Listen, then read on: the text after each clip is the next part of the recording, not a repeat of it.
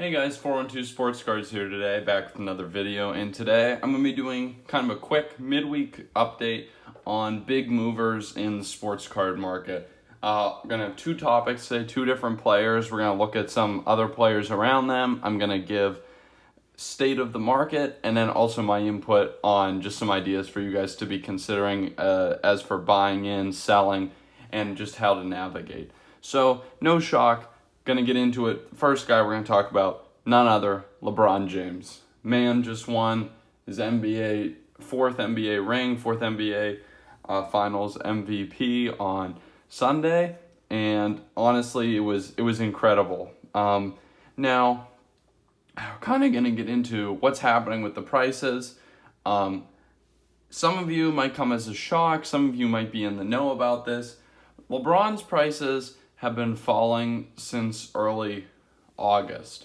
Now, they've been on kind of a slow decline, and that decline really has continued even as the Lakers' chances and eventually winning a final has occurred, which might seem counterintuitive.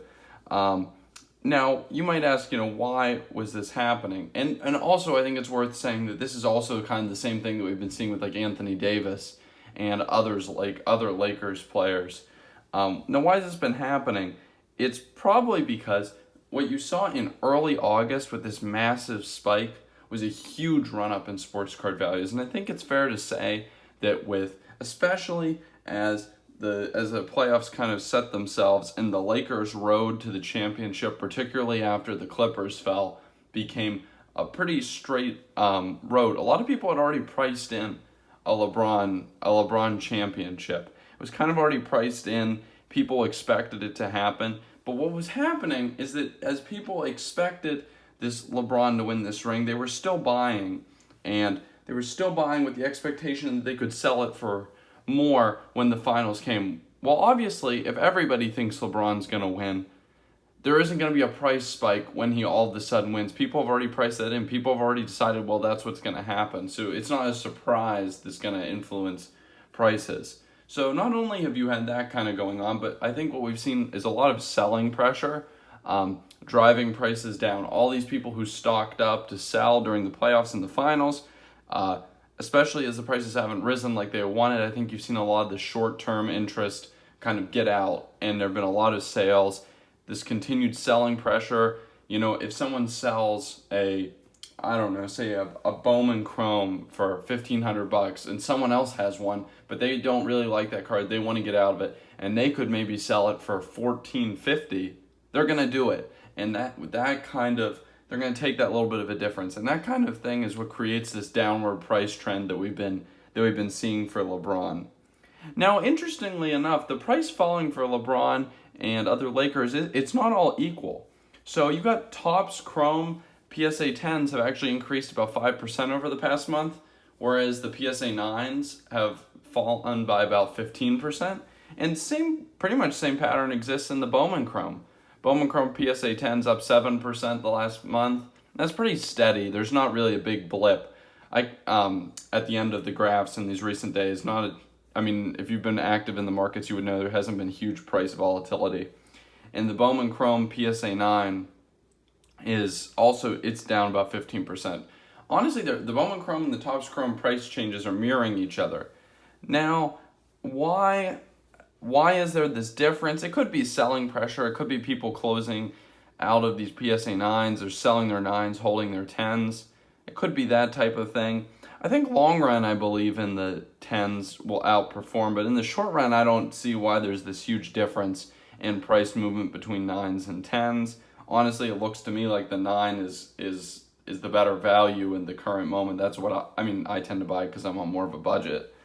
So what are we thinking about this? What are we thinking about investing in LeBron? I think long run, if you're in a long run, multi-year, 5, 10-year horizon, that's kind of how I feel about LeBron.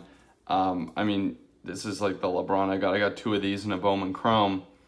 If you're in it like that, I think that this is a steal right now. Steal might be a strong word. I would be buying though. Just put it simply, his resume has improved dramatically.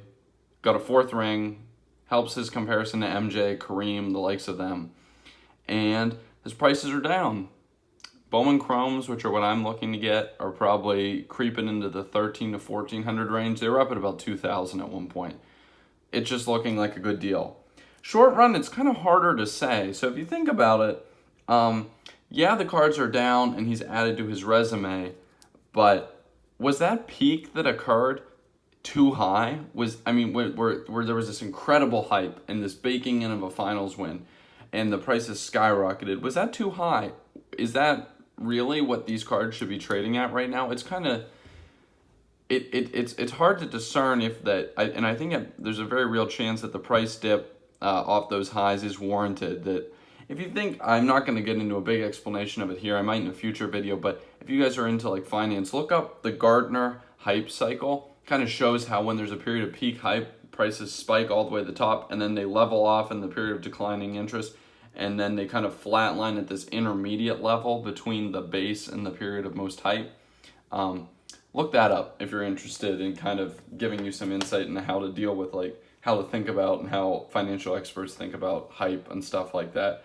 I think that's pretty telling. I might make another video on it. But anyways, that was very long-winded. I can do more on LeBron if you guys would like. But second big mover, Dak Prescott. We all know he went out Sunday with an ankle injury. He's out 4 to 6 months. It's probably season ending, that type of thing.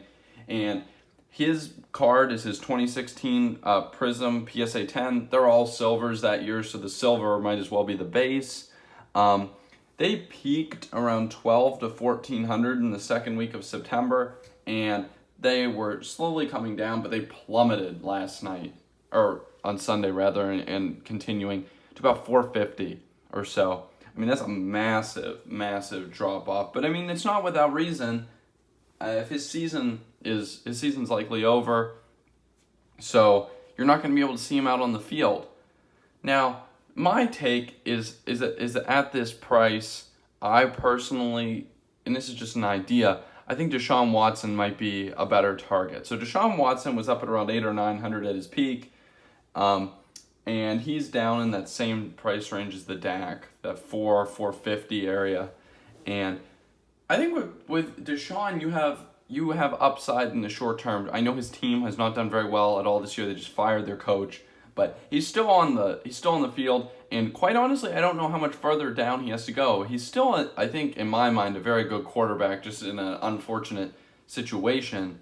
But he's not a bad target, in my opinion, at all. I kind of like that card. And you're going to get him playing. Whereas Dak, you throw that $450 in, you're not going to get performance to help boost your price for another year. So, I mean, that's something you seriously have to be considering in if you're thinking about buying the dip on Dak. Now, that said, I'm going to play devil's advocate here to myself. Dak is the quarterback on the NFL's most storied franchise, and that cannot be understated.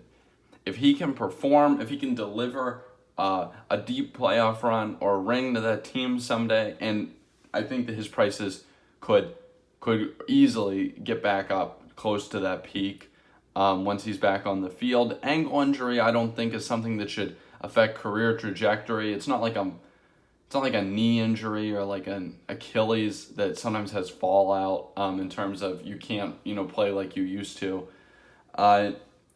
I think that's not to be understated, and we can't forget that offense is loaded. Deshaun Watson doesn't have many weapons. Dak does. We're talking about Amari Cooper, and then I think they got CeeDee Lamb this year, and he's got Zeke too. I mean, it makes it hard.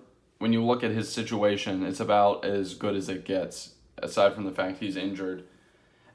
Just kind of ideas for you to mull over, but I wanted to go over these two big movers this week, LeBron, Dak. If you guys got any thoughts, I just kind of wanted to get mine out there on both sides of the coin for each of those guys to help inform you. You got any thoughts, drop them below. And if you wouldn't mind dropping a like on this video, it really helps me get more views, and I really appreciate that. It means a lot to me. So thank you, and I'll catch you next time.